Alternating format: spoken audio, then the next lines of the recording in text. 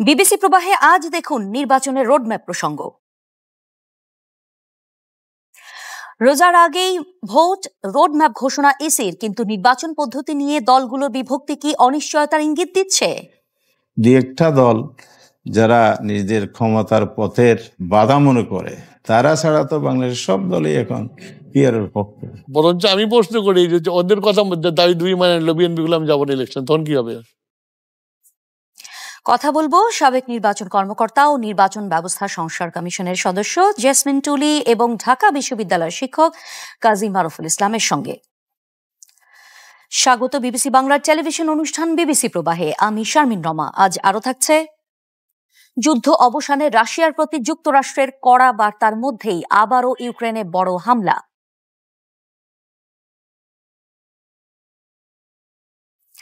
Vote গ্রহণের তারিখ ছাড়াই আগামী রমজানের আগে জাতীয় সংসদ নির্বাচনের একটি প্রাথমিক রোডম্যাপ ঘোষণা করেছে বাংলাদেশের নির্বাচন কমিশন। বৃহস্পতিবার কমিশনের সচিব আক্তার আহমেদ এই রোডম্যাপ ঘোষণা করে জানান, প্রধান উপদেষ্টার দপ্তর থেকে রমজানের আগেই ভোটের ব্যবস্থা করতে বলা হয়েছে। ভোট গ্রহণের তারিখের 60 দিন আগে তফসিল ঘোষণা করবে কমিশন। ভোটের জন্য 24টি কর্মপরিকল্পনা গ্রহণের কথাও জানানো হয়েছে। কমিশন সচিব আরও জানান, 15ই সেপ্টেম্বরের মধ্যে সংসদীয় আসনের সীমানা চূড়ান্ত করতে চায় নির্বাচন কমিশন। এছাড়া 5ই ডিসেম্বর নাগাদ ভোটার তালিকা মুদ্রণ করা হবে। তারিখের 60 দিন আগে আমরা তফসিল ঘোষণা করব। এখন 60 দিন এটা আমি বলতে পারি, কিন্তু ভোট গ্রহণের তারিখটা তো আমি জানি না। সম্ভাব্য এটাই বলে দিলাম। তো আমাদেরকে মাননীয় প্রধান উপদেষ্টার দপ্তর থেকে বলা হয়েছে যে আগামী রমজানের আগে ভোটের ব্যবস্থা করতে। এখন আগামী রমজান আমার যদি ভুল না হয়ে থাকে তাহলে 17 বা 18 ফেব্রুয়ারি বা 19 তারিখে এরকম দিকে হবে। কাজে আপনি ওইভাবে হিসাব করে নিতে পারেন। আমাদেরও হিসাবটা 17 কি 18, আবার রমজানের সাথে তো চাঁদ দেখার ব্যাপার আছে।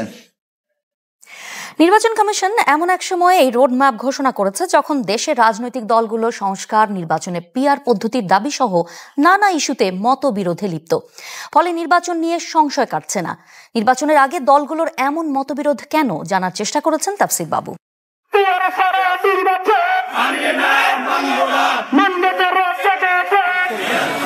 পিআর পদ্ধতিতে নির্বাচনের দাবিতে ঢাকায় এই বিক্ষোভ মিছিল জামায়াতের, যেখানে নির্বাচনের আগেই জুলাই সনদের আইনি ভিত্তির দাবিও তুলে ধরা হয়।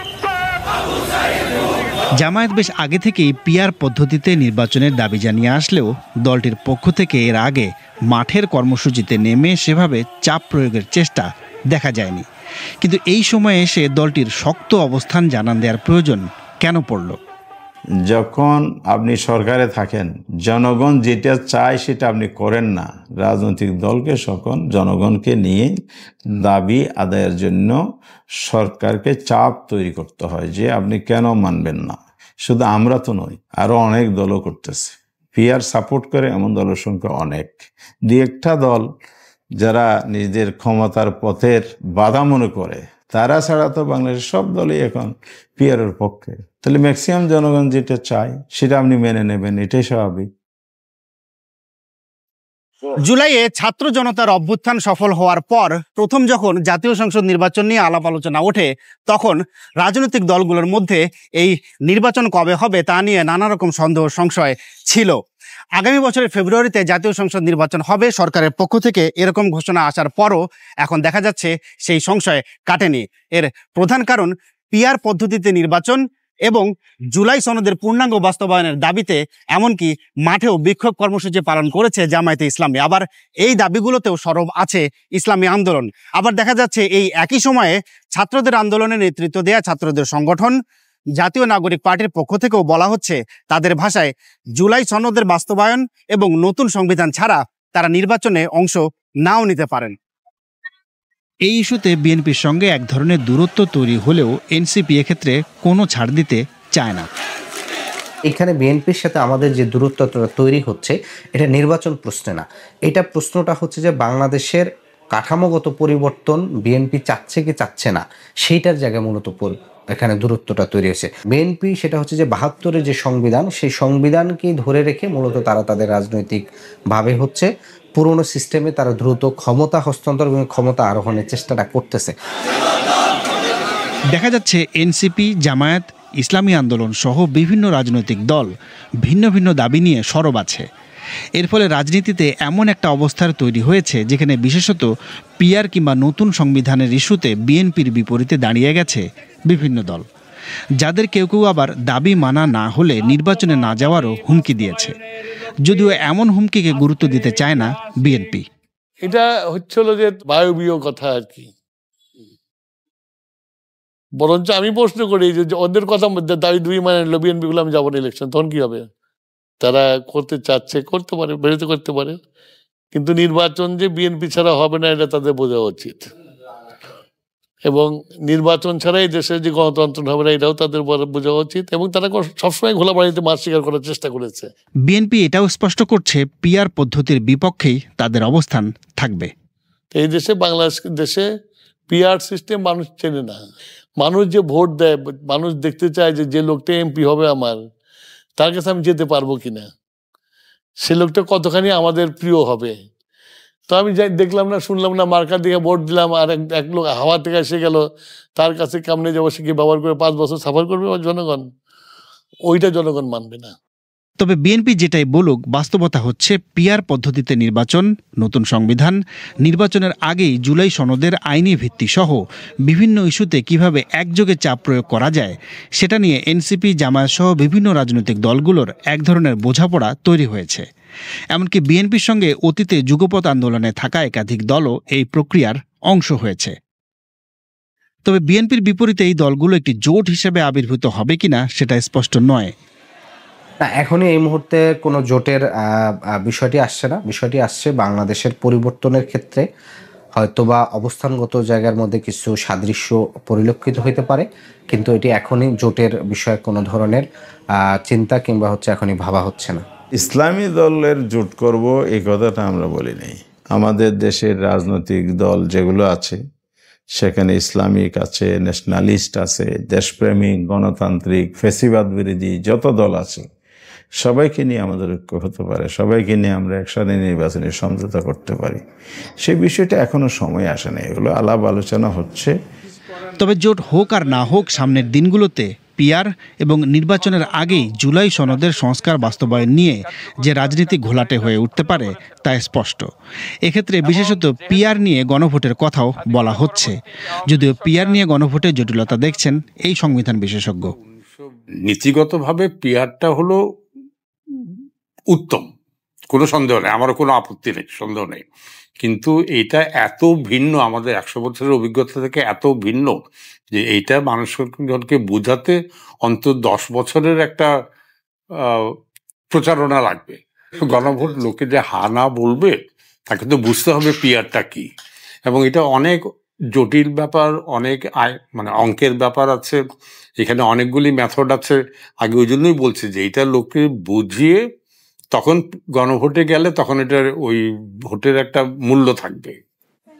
তবে বাস্তবতা হচ্ছে বাংলাদেশের সামনে দীর্ঘ সময় অপেক্ষা করার সুযোগ নেই। অন্যদিকে দলগুলোও ঐক্যবদ্ধ নয়। আবার জাতীয় ঐকমত্য কমিশন চেষ্টা করলেও নির্বাচন পদ্ধতি কিংবা সংস্কার বাস্তবায়ন নিয়ে দলগুলোকে এখনও এক কাতারে আনতে পারেনি।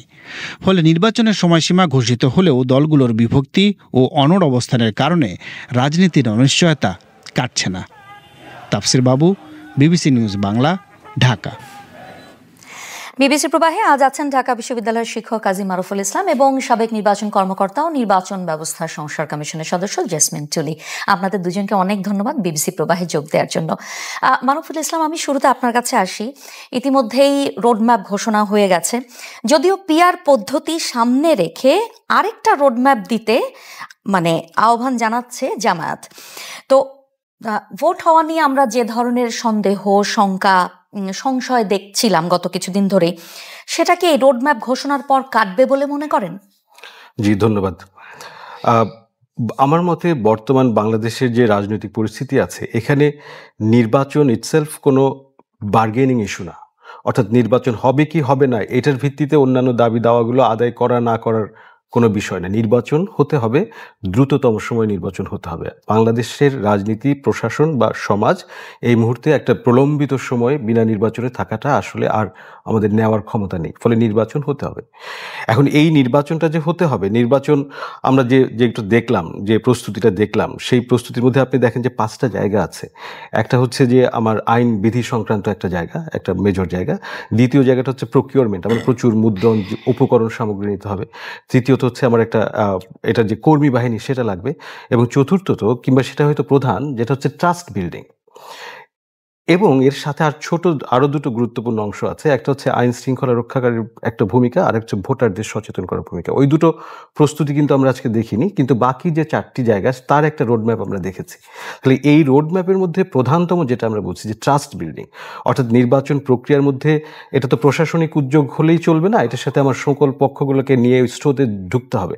তো সেই স্রোতে প্রবেশ করার জন্য যে ট্রাস্ট বিল্ডিং, সেই ট্রাস্ট বিল্ডিংয়ের কাজটা কিন্তু জাতীয় ঐক্যমত্য কমিশনে চলছে। কিন্তু আমরা যেটা দেখতে পাচ্ছি যে গ্যাপ আছে, সেই গ্যাপটা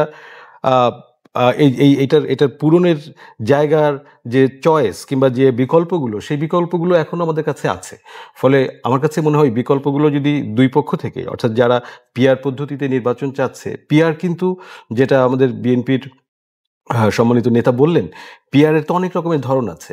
আমাদের এই বর্তমান রাজনৈতিক জনগোষ্ঠীকে, তাদেরকে যে পদ্ধতিতে তারা নির্বাচন করছেন সেই পদ্ধতিতে নির্বাচন পরেও কিন্তু পিআর পদ্ধতি ইনস্টল করা যায়, যেটা আমরা উচ্চকক্ষের কথা বলেছিলাম। ফলে পিআর পদ্ধতি একেবারেই কাজ করতে পারবে না, এখানে চালানো যাবে না, বর্তমান কাঠামোকে ভেঙে রাখতে হবে, সেটা কিন্তু না, এটা সম্ভব।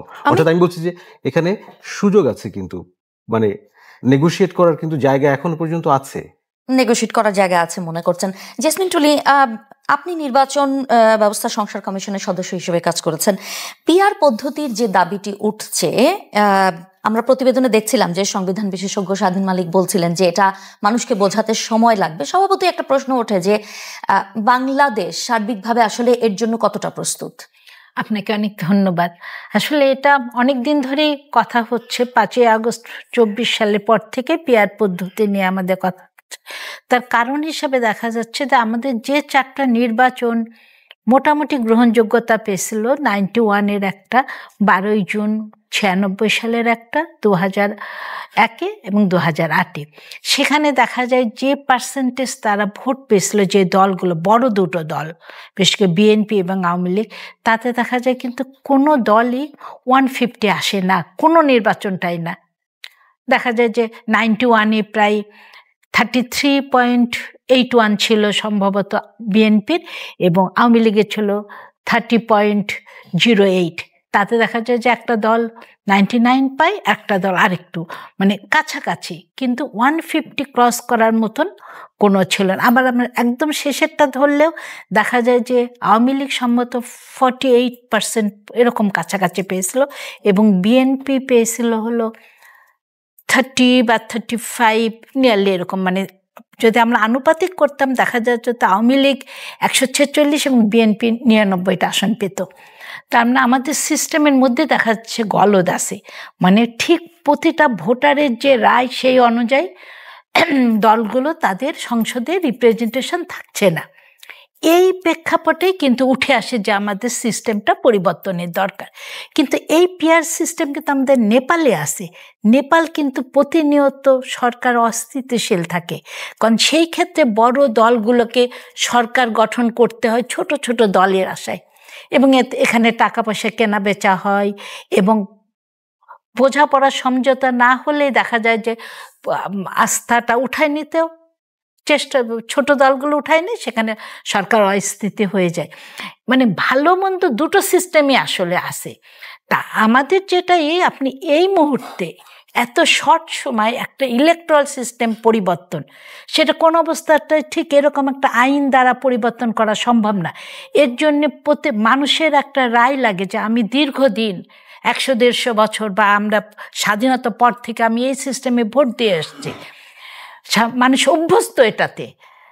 সেই অভ্যাসটা পরিবর্তন হঠাৎ করে এটা না, এটার জন্য পরিবর্তনের জন্য হয়তো দরকার হতে পারে গণভোট, অথবা সংবিধানে পরিবর্তন, কিন্তু আপনি যদি মনে করেন আমাদের নির্বাচনটা দরকার, আসলে কি দেশে তো আসলে ভালো নির্বাচন তো প্রায় 17-18 বছর হয়নি, 17 বছর ধরে। তা নির্বাচিত সরকার ছাড়া একটা দেশ কিন্তু গণতান্ত্রিকভাবে বেশি দূর রান করতে পারে না।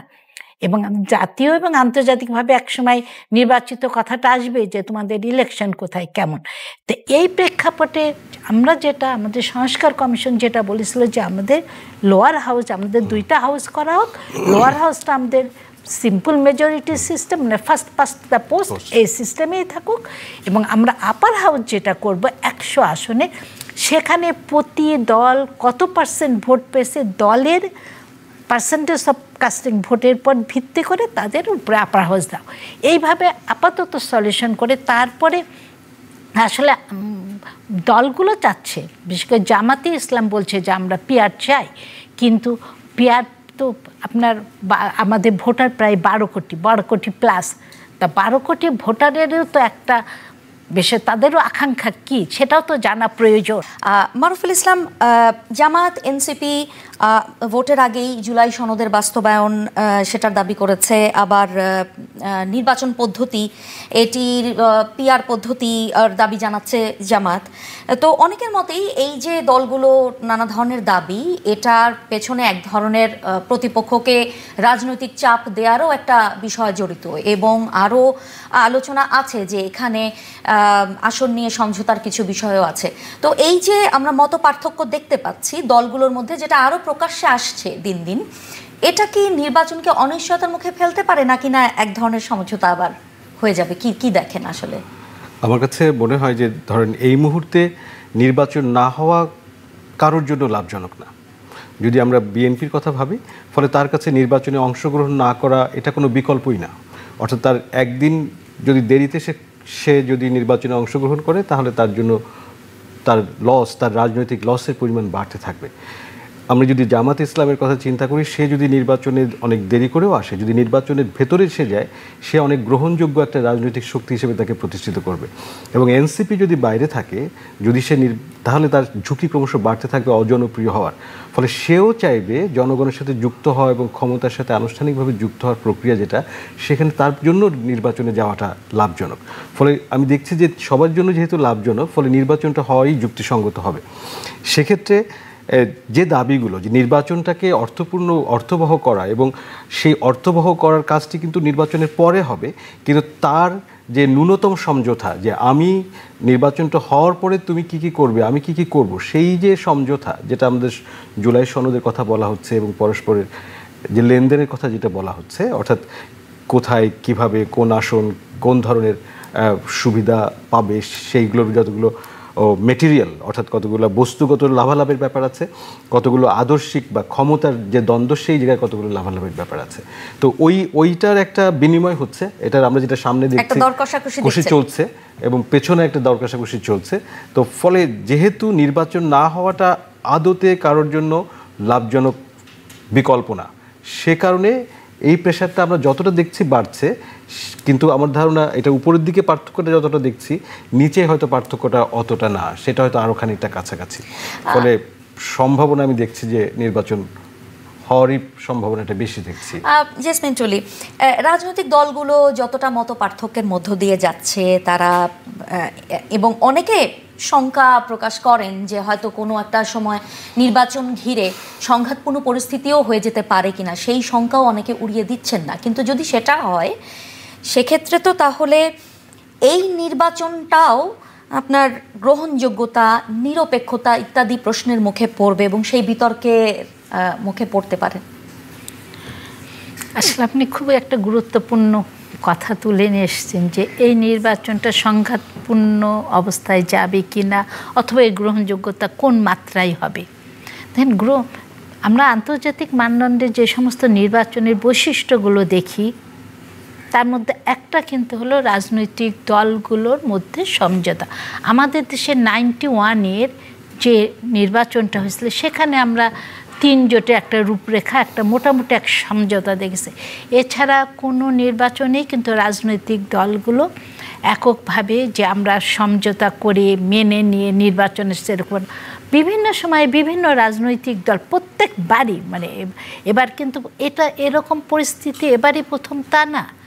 আমরা আমাদের ইতিহাস দেখলাম পুরোনো যতগুলো ইলেকশন, শুধু 91টা একটু ভিন্ন মাত্রা পেয়েছিল, যেহেতু একটা এরশাদের পতন, এবার 3টা দল একসাথে হয়েছিল, জামাত ইসলাম, আওয়ামী লীগ এবং বিএনপি। তাছাড়া হ্যাঁ বামফ্রন্ট ছিল। আর তাছাড়া দেখেন কোনো নির্বাচন আপনি 8 সালে দেখেন, সেখানেও আপনি দেখেন, তার আগে দেখেন 2001-এ দেখেন, 96 জুনের দেখেন, প্রত্যেক সময় কিন্তু আমরা এরকম ধরনের পরিস্থিতির মুখোমুখি দেশের মানুষ হয়েছে। কিন্তু আমাদের রাজনৈতিক দলগুলোকে ভাবা উচিত যে দেশে নির্বাচনটা করতে হলে একটা সুষ্ঠু পরিবেশ রাখে, এবং সেটা প্রথম এবং প্রধানত রাজনৈতিক দল এবং প্রার্থীদের দায়িত্ব। হ্যাঁ, নির্বাচন কমিশন এককভাবে একটা সুষ্ঠু নির্বাচন, এত বড় কর্মযজ্ঞ সুষ্ঠুভাবে তোলা সম্ভব না। যদি এই পরিস্থিতি বেশি দিন করে, কিন্তু আমি ওনার সাথে ভাইয়ের সাথে একমত যে উনি বলেছেন যে রাজনৈতিক দলগুলো অবশ্যই দেশের কথা চিন্তা করে তারা অবশ্যই সমঝোতা হয়ে যাবে, এবং এটা প্রত্যেকটা নির্বাচনের আগেই একটা রাজনৈতিক দলের কৌশল থাকে, তারা বিভিন্ন কৌশল তাদের এই করে, তা এটা তাদের সমঝোতা হবে এবং ইলেকশন হবে যথাসময়, এটাই আমরা আশা করি অ্যাজ এ সাধারণ মানুষ হিসাবে। কিন্তু চ্যালেঞ্জ, এবারকার চ্যালেঞ্জগুলো আপনি যেটা বললেন যে আসলে এটা গ্রহণযোগ্যতা কেমন মাত্রায় হবে, দেখেন নির্বাচনের গ্রহণের মাত্রা পেতে হলে ভোটারদের অংশগ্রহণ কিন্তু প্রথম ফ্যাক্টর, যে ভোটাররা সেই মাত্রায় ভোট দিবে। আমাদের মনে রাখতে হবে যে একটা দল দীর্ঘ পরপর প্রায় 15 বছর 16 বছর দেশ শাসন করে গেছে, তাদেরও ভোটার সংখ্যা আছে এবং সেই দেশে সেই দলের কর্মী বাহিনী আছে। তার মানে নির্বাচনের সময় উত্তপ্ত হওয়ার সম্ভাবনা খুব বেশি। এবং বর্তমানে যে আইন শৃঙ্খলা পরিস্থিতি আমরা মবের যেরকম দেখি, ইলেকশনের সময় কিন্তু এমনি ছোটোখাটো মব তৈরি হয়ে যায়, যিনি হেরে যান তিনি নিমিষের মধ্যে 1000 লোক এমনি জ্বর করে ব্যালট বক্সে একটা পরিস্থিতি রয়েছে, মানুষ আতঙ্কের মধ্যেই আছে, কিছুটা আতঙ্কের মধ্যে আছে। সেজন্য সব রাজনৈতিক দলগুলো উচিত যে দেশের আইন শৃঙ্খলা পরিস্থিতি যেন ভালো থাকে সেই দিকটা খেয়াল করা এবং দেশের সাথে নির্বাচনটাকে সুষ্ঠুভাবে করে আনা। মারুফুল ইসলাম কিছু যোগ করবেন খুব ছোট করে, একদম যদি 2 লাইনে কিছু যোগ করতে চান। না, আমি একটা জিনিস অবশ্যই মনে করি যে আসলে আমাদের ব্যাপক একটা তরুণ সংখ্যক ভোটার আছে। এই ভোটাররা যদি উপস্থিত থাকে, ভোট কেন্দ্রে উপস্থিত থাকে, এই ক্যাম্পেইনে যদি উপস্থিত থাকে, তাহলে কোনো পক্ষেই আসলে এটা সম্ভব হবে না নির্বাচন প্রক্রিয়াকে বানচাল করার। ফলে আমি চাই যে নির্বাচন কমিশন নিজ থেকে উদ্যোগ নিক এবং বাকিদেরকে সংযুক্ত করার জন্য এই তরুণ ভোটারদেরকে আমরা নির্বাচন প্রক্রিয়াতে যুক্ত করতে পারি। ধন্যবাদ আপনাদের দুজনকে, অনেক ধন্যবাদ বিবিসি প্রবাহে কথা বলার জন্য। ইউক্রেন যুদ্ধের অবসানে রাশিয়ার প্রতি যুক্তরাষ্ট্রের কড়া বার্তার মধ্যে বুধবার আবারও কিয়েভে বড় ধরনের হামলা চালিয়েছে রুশ সেনারা। এতে 4 শিশু সহ অন্তত 17 জন নিহত হয়েছে। বুধবার রাতে একের পর এক ক্ষেপণাস্ত্র হামলায় এভাবেই কেঁপে উঠতে দেখা গেছে ইউক্রেনের রাজধানী কিয়েভকে। রুশ সেনাদের ছোড়া এসব ক্ষেপণাস্ত্রের আঘাতে শিশুসহ কমপক্ষে 17 জন নিহত এবং আরও কয়েক ডজন আহত হয়েছেন বলে জানিয়েছেন ইউক্রেনের কর্মকর্তারা। তাদের দাবি অনুযায়ী বুধবার রাশিয়া 30টিরও বেশি ক্ষেপণাস্ত্র নিক্ষেপের পাশাপাশি প্রায় 600টি ড্রোন দিয়ে হামলা চালিয়েছে। চলতি মাসে এটি এখন পর্যন্ত কিয়েভের উপর চালানো সবচেয়ে বড় হামলা বলে জানা যাচ্ছে। এমন একটি সময় এই হামলার ঘটনা ঘটল যার আগে ইউক্রেন যুদ্ধের অবসানে মার্কিন নেতৃত্বাধীন কূটনীতিকরা রাশিয়ার প্রতি কড়া বার্তা দেন। বুধবার ওই কড়া বার্তার পর রাতেই কিয়েভে হামলা চালিয়েছেন রুশ সেনারা। হামলায় শহরটির বেশ কিছু ভবন ক্ষতিগ্রস্ত হয়েছে, যার মধ্যে ইউরোপীয় ইউনিয়ন এবং ব্রিটিশ কাউন্সিলের কার্যালয়ও ক্ষতিগ্রস্ত হয়েছে। যদিও সেখানকার কোনো কর্মকর্তা এসব ঘটনায় হতাহত হননি বলে জানা যাচ্ছে। তবে কার্যালয়ে হামলার ঘটনায় ক্ষোভ প্রকাশ করেছে যুক্তরাজ্য এবং ইউরোপীয় ইউনিয়ন। রুশ প্রেসিডেন্ট ভ্লাদিমির পুতিনের প্রতি শান্তির আশা নষ্ট করার অভিযোগ করেছে যুক্তরাজ্য। অন্যদিকে ইউরোপীয় ইউনিয়নের নির্বাহী কমিশনের প্রধান উর্সুলা ভন ডের লেইন জানিয়েছেন যে তারা রাশিয়ার প্রতি বড় ধরনের নিষেধাজ্ঞা জারি করতে যাচ্ছেন। এছাড়া ব্রাসেলসে নিযুক্ত রাশিয়ার রাষ্ট্রদূতকে তলব করা হচ্ছে বলেও জানানো হয়েছে। এদিকে রাশিয়া এখনও আলোচনায় আগ্রহী বলে জানিয়েছে ক্রেমলিন। এই ছিল আজকের মতো বিবিসি প্রবাহের পরবর্তী পর্ব দেখার আমন্ত্রণ জানিয়ে আমি শারমিন রমা আজ এখানেই বিদায় নিচ্ছি। ভালো থাকুন।